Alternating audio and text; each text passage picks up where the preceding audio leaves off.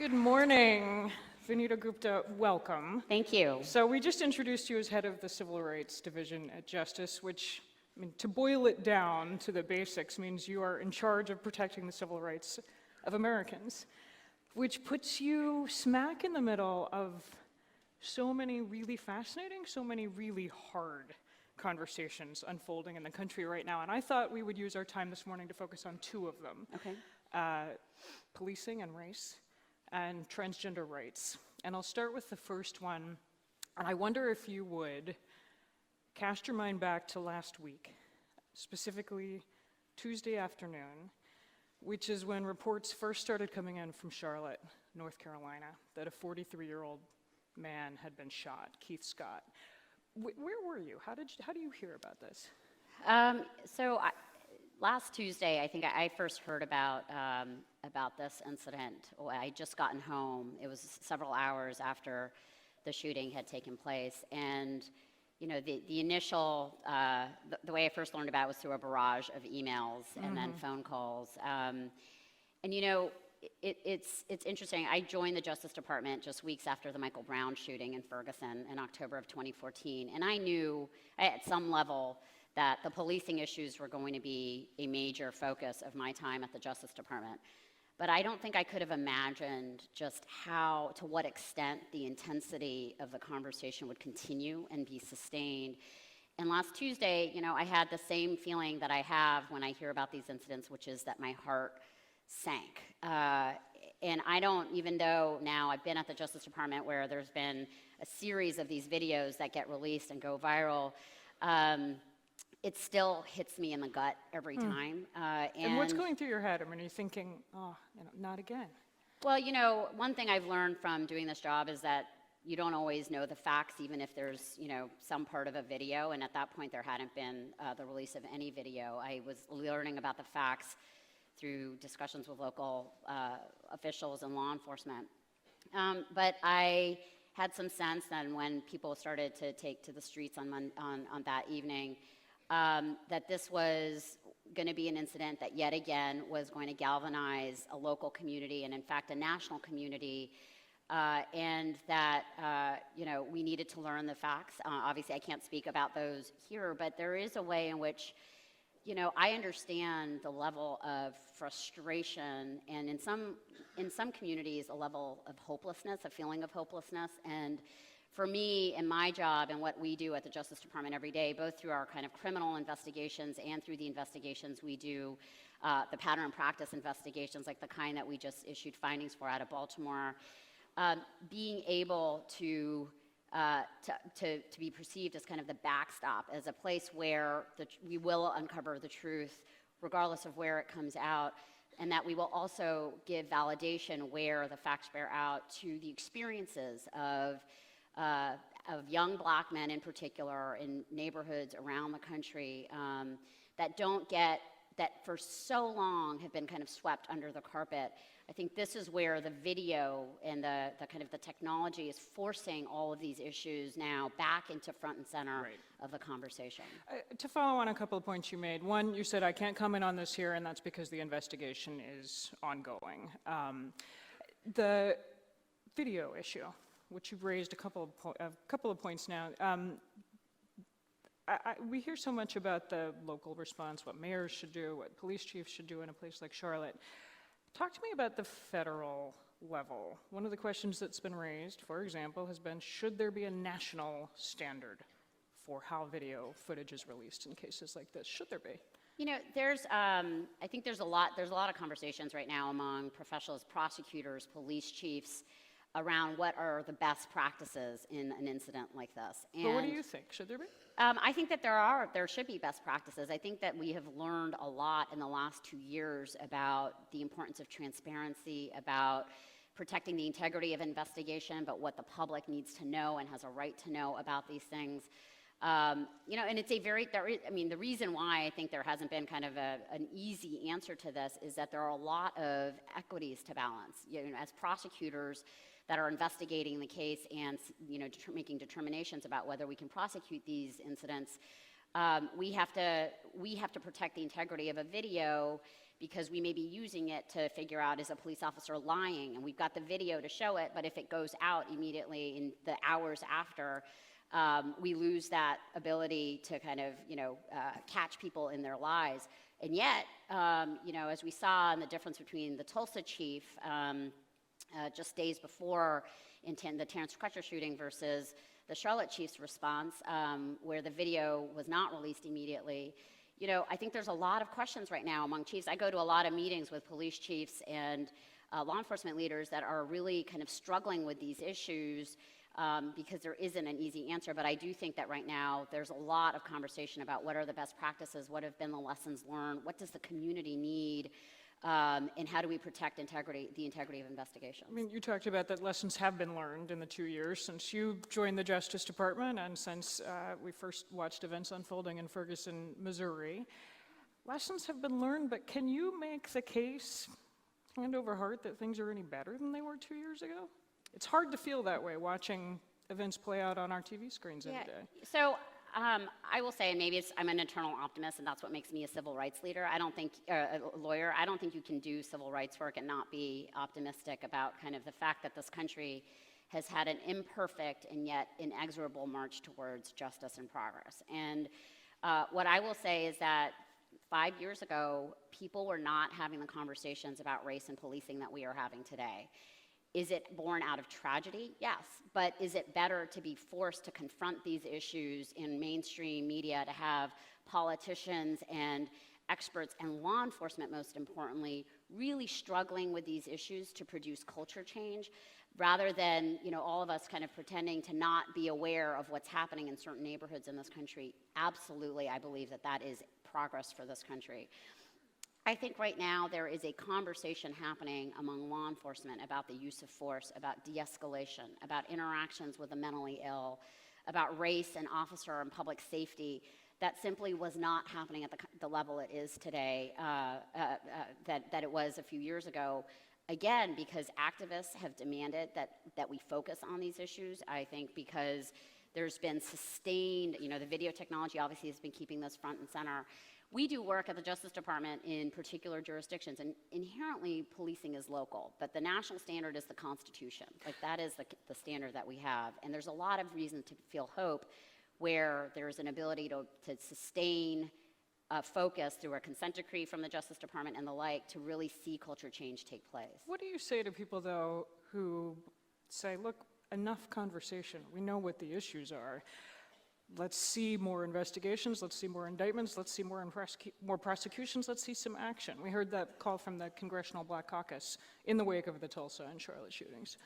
Yeah, I think that is, I completely appreciate the call for action. I don't, at the Justice Department, it's much more than conversation. When we opened the investigation into the Baltimore Police Department a year ago, we kind of moved really quickly, knowing that there was a need for the community, which had felt for decades that there had been a particular kind of culture of policing in Baltimore. Often, we were hearing from line officers that were really frustrated by decisions that had been made by local elected officials, setting policing priorities, policing strategies like zero tolerance policing that had corroded the relationship between line officers and the communities of color, in particular young black men in certain neighborhoods. And our findings, I think, were so resonant, that the findings that we issued in August, in part because there's kind of a catharsis for the communities that to have the United States government validate these experiences. But You're now not we're imagining this. There is racism and it's institutional. Right. I mean, we can give voice. Our Ferguson Police Department report gave voice to kind of concerns around institutional racism and the ways in which the structures of the court and revenue generation through fines and fees had really impacted policing and the relationship between local government and communities. But it's much more than just these reports. And then we kind of negotiate a consent decree, and we will work for years in a police department like Seattle, where we're 5 years in, and we've seen a real transformation in the use of force and the relationships between law enforcement and communities in Seattle. But it takes time. And I think what's frustrating for folks right now, and I understand, is you can set up a whole bunch of new policies, but as we say, culture eats policy for lunch and dinner. And unless you're there over the long haul to sustain culture change through a whole kind of comprehensive set of reforming, accountability systems, internal affairs, training, policy, supervision. That stuff takes time and it doesn't happen overnight. And we, I think, are, 2+ years into a major national conversation that is ongoing, and fed sporadically by these tragedies. And I think that is something that we have a moment to seize on, and I'm hopeful that we are going to be kind of getting to a new place in policing. This whole topic was front and center in the debate on Monday. Did you watch? Yes. Yes. So one of the rare points of agreement, we probably all watched. Did anyone not watch? Did anyone raise your hand? Raise your hand we'll and mock you admit right it. now. One of the very few points that Clinton and Trump agreed on was we need better relations between police and the communities they serve. And I suspect it was a point of agreement because it's awfully hard to disagree with that. As always, the devil's in the details. It's how do you get to better relations between police and communities? So let me turn that to you. How do you do it? There's so as I said, I think there's all the systemic reform that we work on in a police department when we go in and we make findings of a pattern practice of unconstitutional policing. But, there's some things, and they sound so trite. And I know they sound trite, but you'll hear it from some really amazing police leaders and community leaders, which is that if police departments are waiting for a critical incident to have contact with community and civil rights leaders in their community, it's too late. Mm-hmm. You have to have trust that's built in the bank that is done through relationship building long before there's ever an incident like this.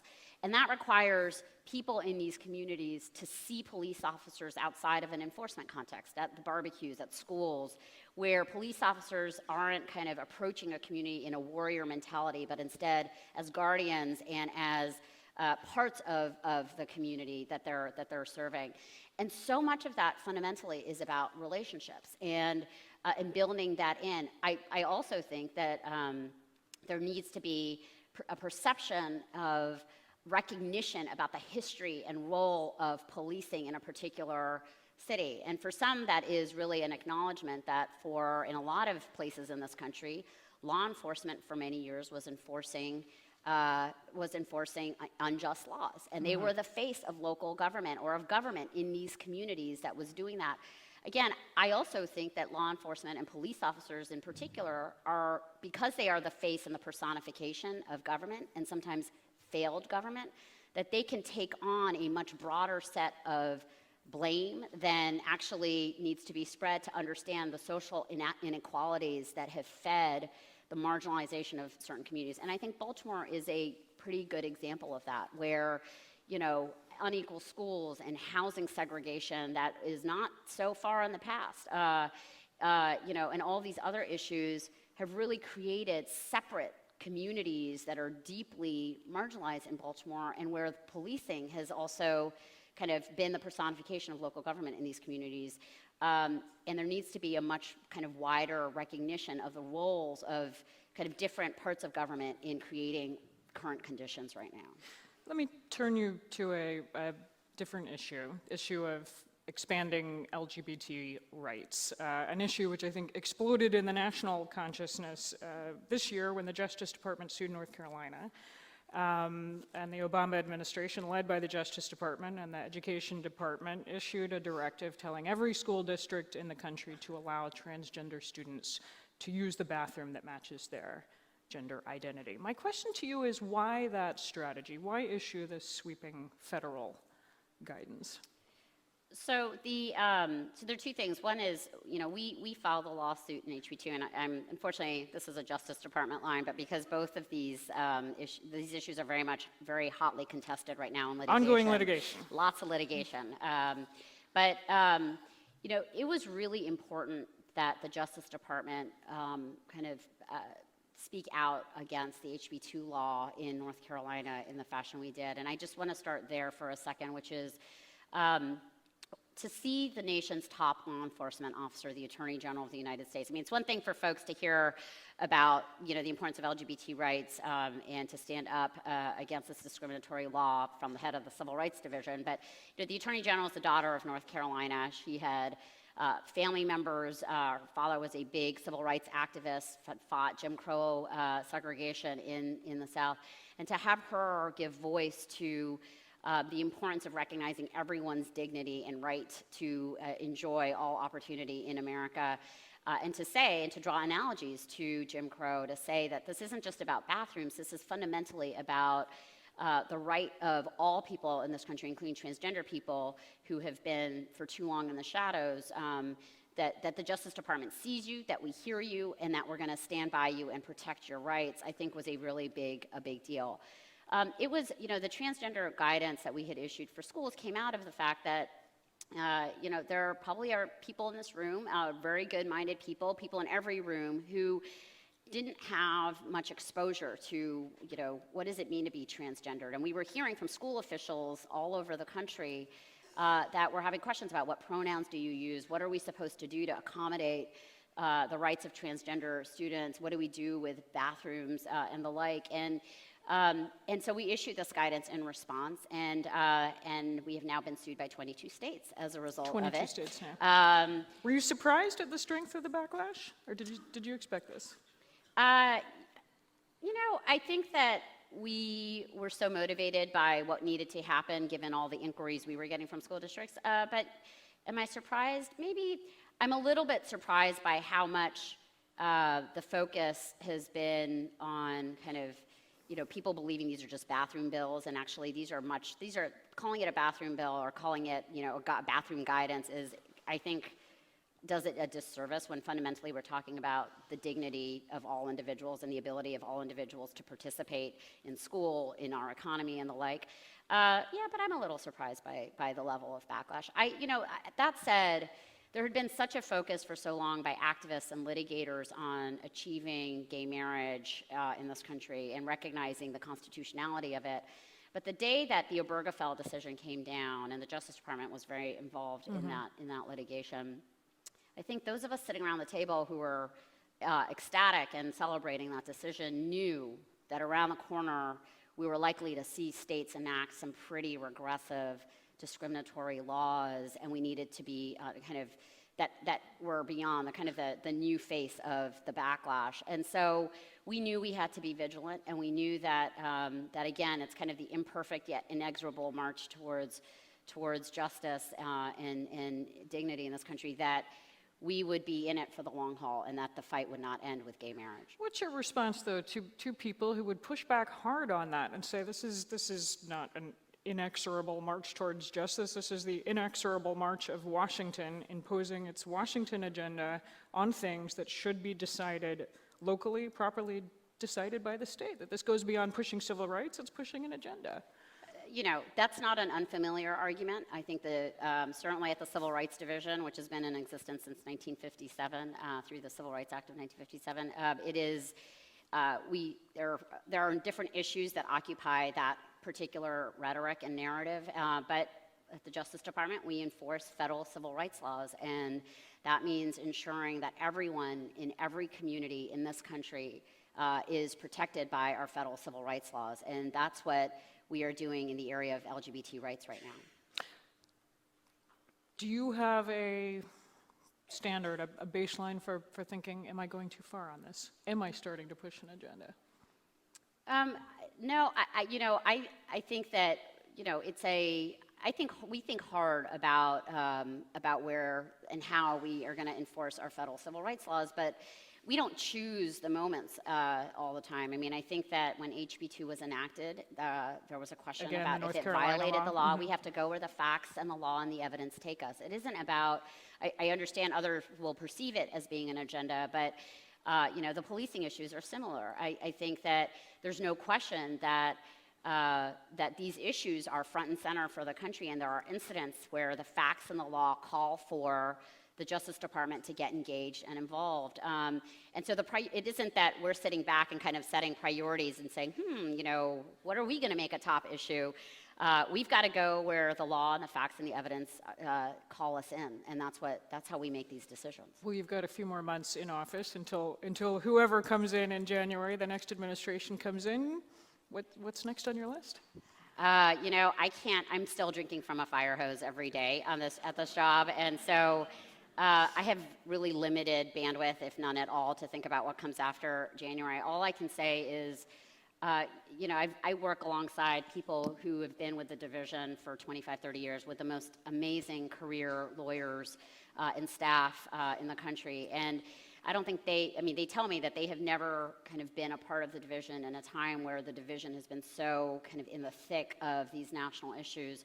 And I think in part that's because the Attorney General and the President care deeply about civil rights, and also because of, you know, how events in the country are really pushing these issues front and center. My hope is that regardless of who comes in, that these issues get the sustained attention that they need and deserve, because we aren't solving these problems by January, as everyone knows, and that these issues require a lot of time and thought, and as a law enforcement official, I know that these videos aren't going to stop in January, and I know that the progress to culture change and to improving community police trust and community police relations and transgender rights and ensuring the dignity of everyone is part of the long and beautiful history of this country, as painful as it is sometimes. Vanita Gupta, thank you so much. Thank you. Thank you. Cut off this row. Thank you.